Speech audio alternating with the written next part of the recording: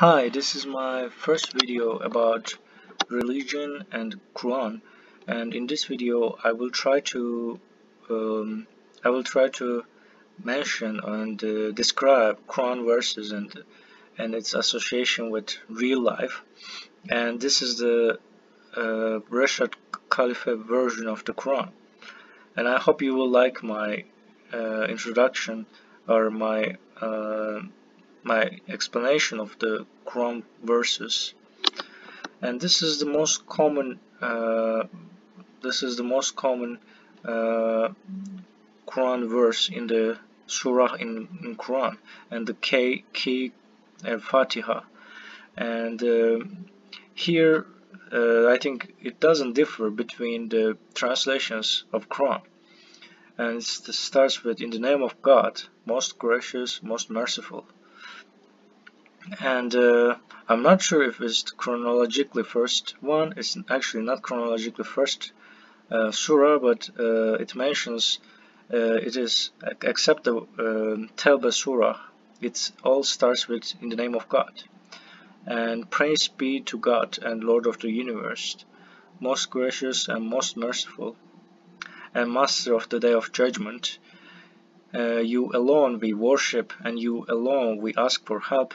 Guide us in the right path, the path of those whom you blessed, not of those who have deserted, nor of the strayers. So it is. I find this translation quite simple, straightforward, and great and it clearly reflects the basics of the religion, and it describes the creator simply, and creators describes as most gracious, most merciful, and it explains, the second verse explains our purpose of the God, sorry, our purpose of the life. So praise to be God and Lord of the universe, and most gracious and most merciful, and Master of the day of judgment, and we only worship, and we should only ask for help, because God is the most powerful um, thing in the world, in the galaxy or universe. So, and only God can guide us in the right path, and the path of those whom you blessed, not of those who have deserved the bad punishment or strayers. So Rashid Khalifa translation quite includes 19. So I personally do not believe such understanding of Quran, because I can't find such harmony, such mathematical harmony as mentioned in by Rashid Khalifa. So that's why I don't want to adopt that approach to understand Quran. And I think Quran is full of miracles, and without such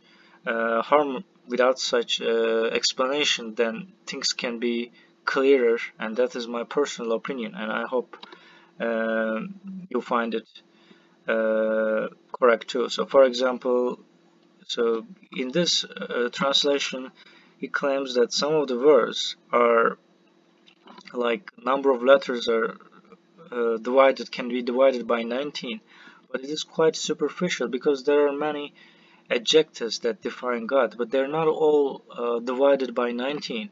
So how on earth that can be sufficient to say that Quran was written with the code of 19? And I didn't find it very convincing as an evidence, honestly.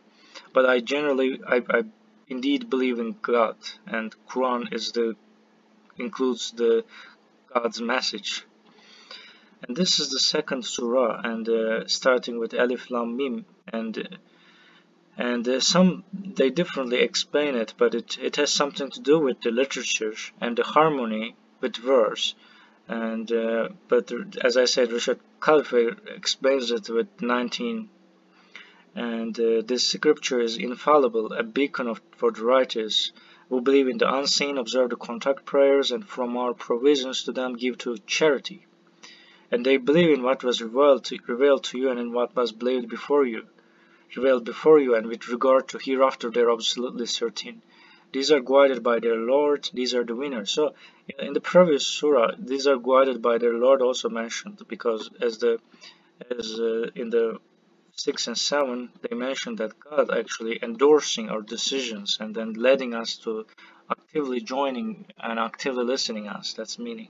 As for those who disbelieve, this is the same for them, whether you warn or them, they cannot believe. So it means that God also gives them a power not to believe and not to be open to uh, these groups. And God seals their minds with their permission, their hearing, and their eyes are where they have incurred severe retribution. And then there are those who say we believe in God in the last day while they're not believers. So, and that is all I want to say so far. And see you in the next video. I hope you forgive if I made some mistakes. And thank you. Bye bye.